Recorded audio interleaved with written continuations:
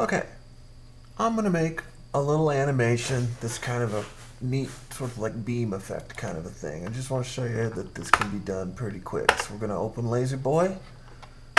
There's the main menu. Okay. Going to go J. We're going to hit the 9 key, which gives us a blank frame. At the beginning of the frame set, select it, and we're going to trim. So now this is the only frame that we have in the whole set, and there's basically nothing in it. Okay. So now we're going to go into M, and we're going to render a line. That's option B. And we'll just go with, let's go with the default values. There, it gives us a line right across the middle of the screen, all the way across the width. Okay, so we'll go into H, and we will minimize. All right, so now this line has two vertices. It has the anchor point and the destination point. That's the only thing that's in this frame. Okay, go to menu L, select it by tapping the U key. Since it's the only lit segment in the frame, then that's the only thing that gets selected. Okay, and we're going to go Shift Y and move it down to the bottom of the frame, like that, until it stops. Okay, so you can see there's a little spider thingy and there's a little egg thingy. It's still selected and it's on the bottom of the frame. Okay. Now, let's go into the tab menu. And you see this move points per key hit thing. Okay. Well, there's three different ways to enter a number here. So I'm going to use option B, which allows me to enter a number that is 1 divided by the number that I put in as a fraction of space. So I'm going to say the n is 100.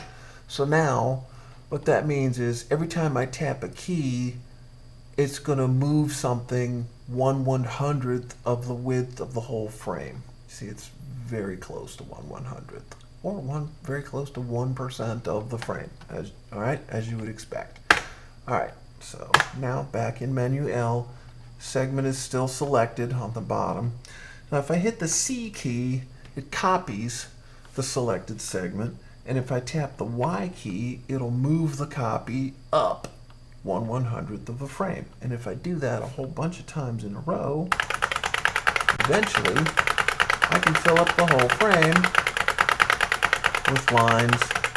And there'll be 100 lines. And for those of you who like to play video games, this should be pretty easy for you. And we just keep going.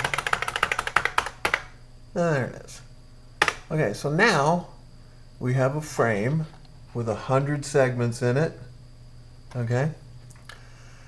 And they're all lines all the way across the screen. Okay. So back to, here we are in the main menu again. All right. Now we're going to go to menu G. This menu is all about the relationship between the frames in the frame set and the palettes in the palette set.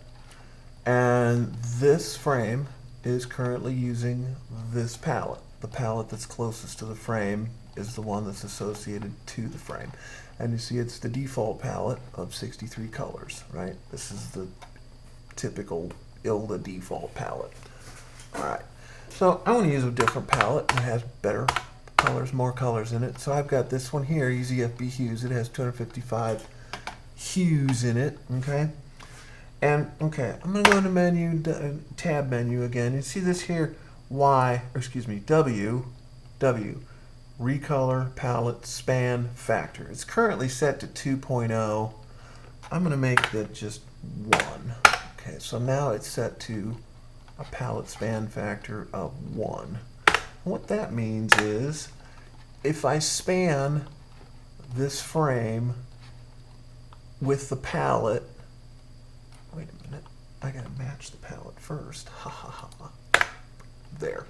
I just hit the B key, and what that does is that it does the best match of whatever colors are in this frame with whatever palette it's using to match the target palette. So basically it looked for red, because that's the only color used here, and it found it in this palette, and then it changed all the indices, all the palette color indices in this frame to point to the red in this palette. And now this frame's palette index points to this palette instead of the default palette. Okay, so now this frame uses this palette, and we set the palette recolor span factor to 1, and we're going to span this space here in Y, which is up and down. So if we hit the digit 2, we get this. So it's the whole palette one time through from bottom to top. Now there's only 100 lines here, and there's 255 colors here, but since we're using the span function, it does the math. It figures out which colors need to be omitted in order to go all the way through the palette from one end to the other. So that's kind of cool looking right there, right? Okay, so let's go back to the main menu and go into menu J. Now we're going to do something really kind of neat. This greater than symbol, explode frame into segment frame set. What that means is every one of these lines is an individual lit segment separated by a blanking vector, okay? So each one of these lit segments is going to end up being a frame all by itself. Watch. Okay, it just did that. Now, you can see it. Each one of those lines is in its own frame. Okay? So that's pretty cool. All right, so now, check this out. I'm going to save this output as an ILDA file, stay in the ILDA directory, save all of the frames. This is called scanlines, right? There, just saved 100 two-dimensional frames. It also saved a palette, which was that unique palette that we set it to, right? Okay. So now I'm going to go back into menu J, and this time I'm going to reverse the frame set order. So instead of starting at the bottom and ending at the top, it's going to start at the top and end at the bottom. Okay? All right.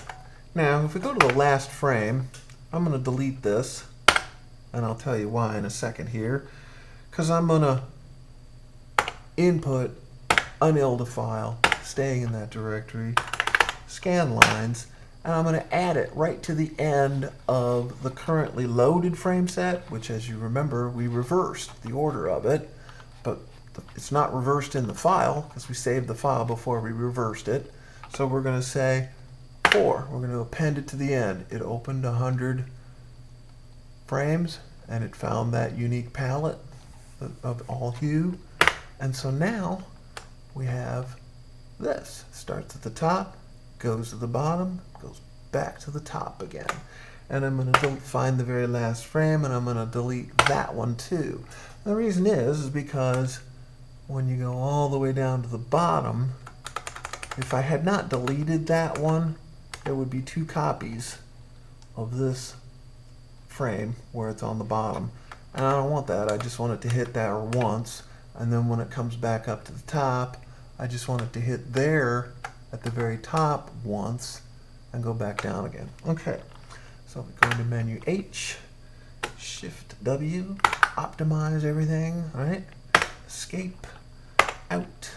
3 is a WAV file, and here I'm going to save each frame only shown one time because I want this to go pretty fast.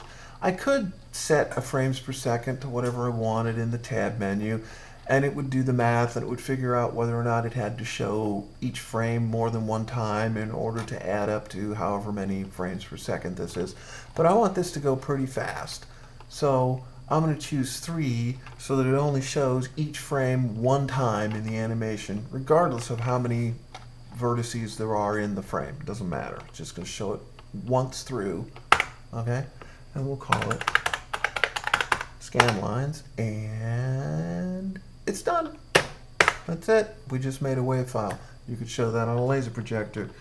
In 3, we'll open the wave just to show that it's in there.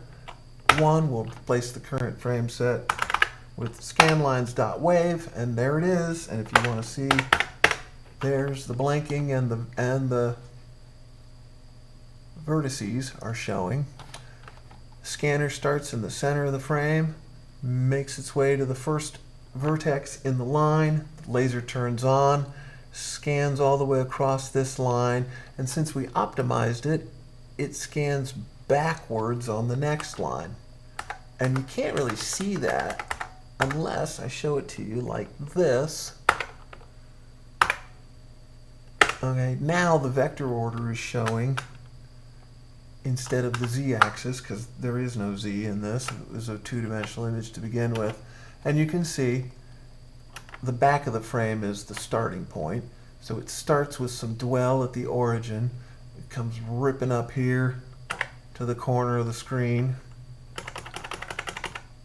hangs out there for a little bit, and then it starts on scanning across this line, and it comes back in the other direction. And see, every line, it scans back and forth across the screen. So it's pretty much as fast as possible. You don't have to wait for the laser, or the scanners, I should say, to trace all the way back to the beginning of the frame with the laser turned off. There's not much point in that. So the laser is on almost all the time while this is being shown. And there it is. We just made this wave file, and it didn't take very long. And there, it's done.